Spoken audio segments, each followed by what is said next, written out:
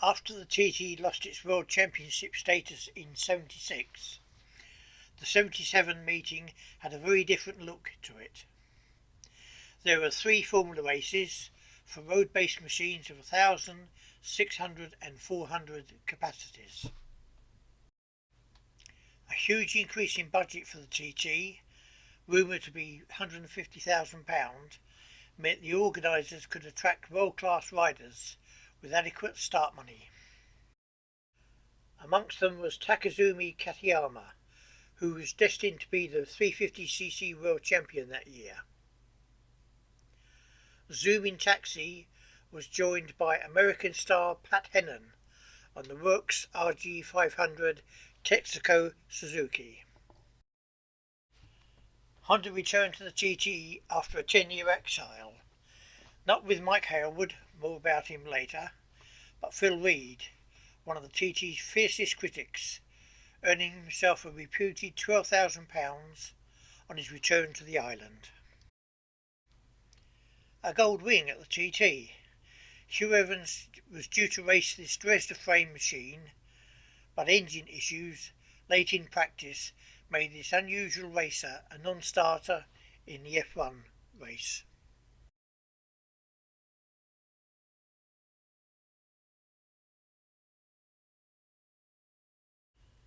The first race at TT 77 was the junior race, confusingly for 250cc machines. Charlie Williams added to his TT wins. Despite a late charge by Ian Richards, he lost to Charlie by just 8 seconds. Bill Simpson held second place for most of the race, but crashed at the Nook, less than a mile from the finish. Tom Heron finished third.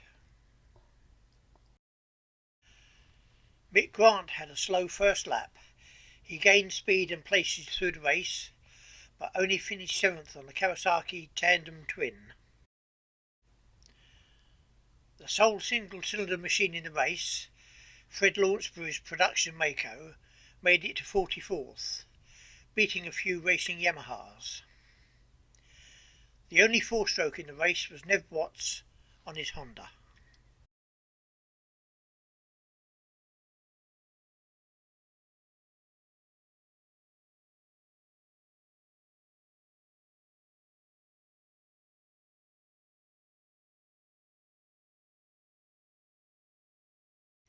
The inaugural Formula 1 TT was next. Roger Nichols on the Sports Motorcycles Ducati led, with Phil Reed on the Honda in pursuit. With worsening conditions, the race was shortened to 4 laps. Nichols had pitted at the end of the third. Phil Reed was waved through and won a pit-stop-free race by 39 seconds. Ian Richards was third on his Honda, but Eddie Roberts' Moto Guzzi did not stand the pace, retiring after 1 lap. Malcolm Lucas was the first Brit bike home on the BB Brothers BSA Triple.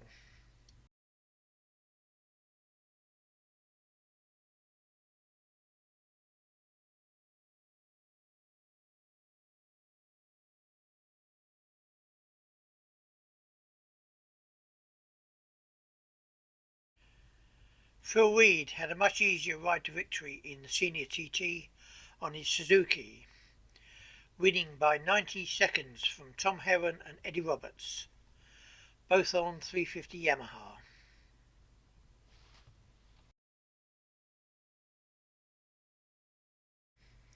John Williams, a probable contender, retired his Suzuki on the first lap. Pat Hennon, at his TT debut, finished 5th. Jeff Barry's 500 Yamaha took him to 11th place.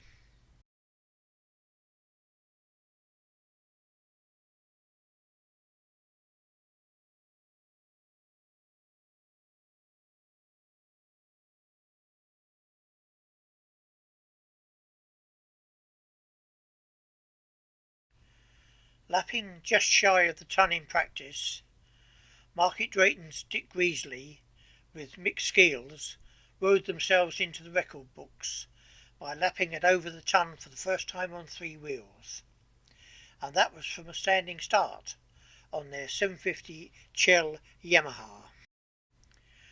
But George Odell and Kenny Arthur went even faster with their Yamaha on lap 2 to take over the lead to win by 50 seconds.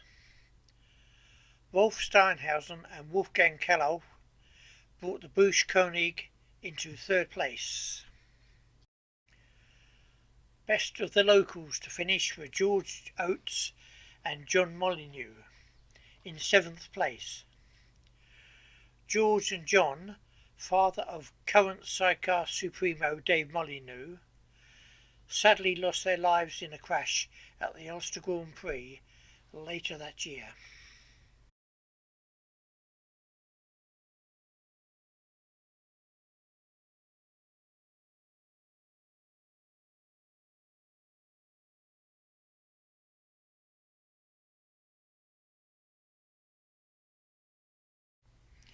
A surprise non-starter for the classic race was Phil Reed. After winning the Formula 1 and Senior, he took his classic Yamaha out for a test on open roads and dumped it at Brandish Corner, copping a broken collarbone and a £25 fine for riding on bald tyres. In the race, Mick Grant and his Works Kawasaki were in a class of their own, breaking the outright lap record and beating Charlie Williams by 3.5 minutes, with Eddie Roberts third, a further 2 minutes behind. Manx Grand Prix winner Sam McClements revived memories of the Works Triumph triples and their gorgeous sounds on his Daytona Trident.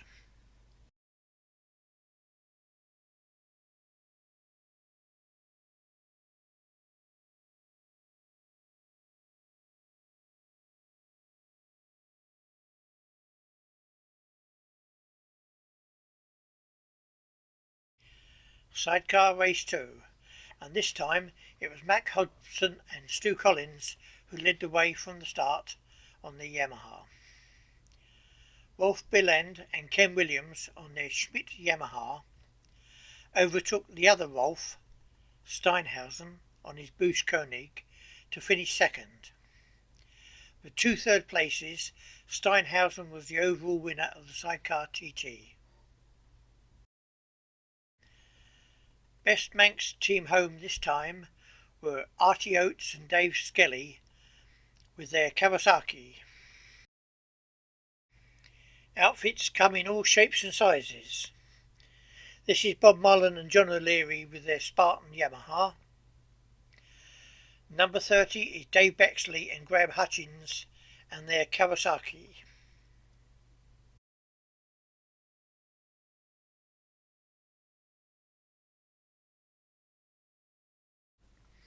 In 1977, Dick Hawes commissioned the BRM Formula 1 team to build a monocoque sidecar chassis on the line of Rolf Billand's championship-winning Samaz. It would be fair to say the outfit did not handle well on the bumps of the road circuit. Dick and passenger Alec McFadden finished the first leg in 23rd place, but retired early in the second leg. The BRM chassis has recently been sold through an auction site.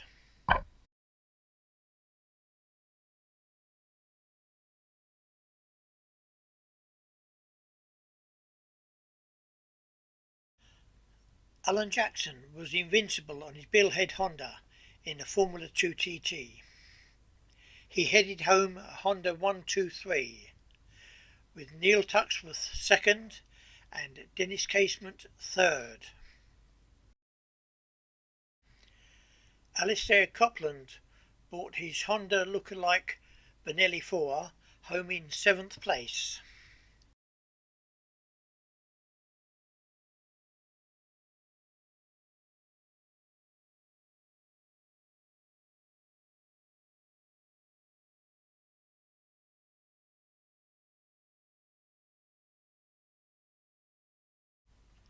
The The Formula 3 TT winner was John Grierson. John was lucky to be racing. He damaged the cylinder head of his Honda at the end of practice week. A local bike dealer lent John a head from a customer's bike. I wonder if he ever knew. Second to John was Brian Peters on the Crook Suzuki, and third was Alan Walsh on the Jeff Brett Honda. German Harold Gasser slid off at Parliament Square. Before he finished sliding, he was back on it again and away.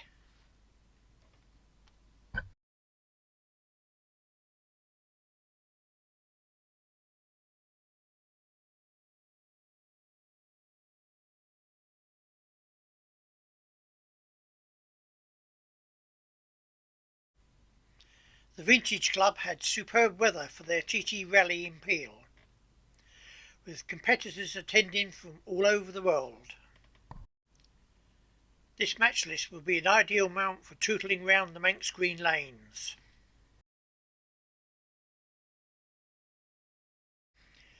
Not sure of the capacity of the Motor Guzzi, but it's a fine example of Mandello's finest, and I bet this bruff is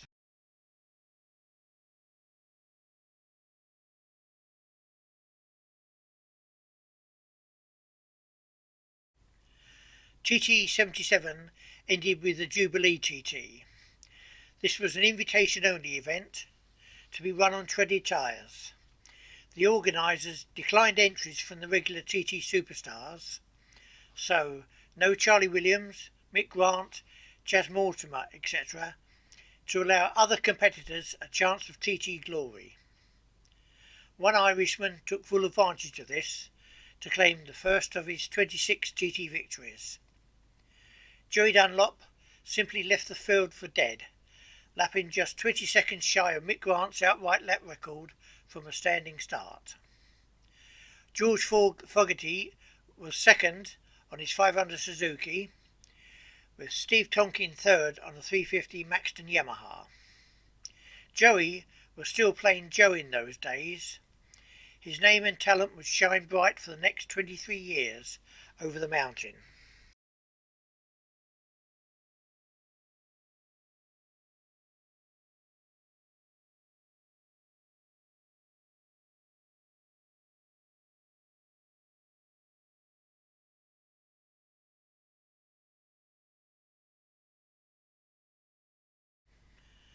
As one new TT star emerged, a former ace was thinking of making a comeback.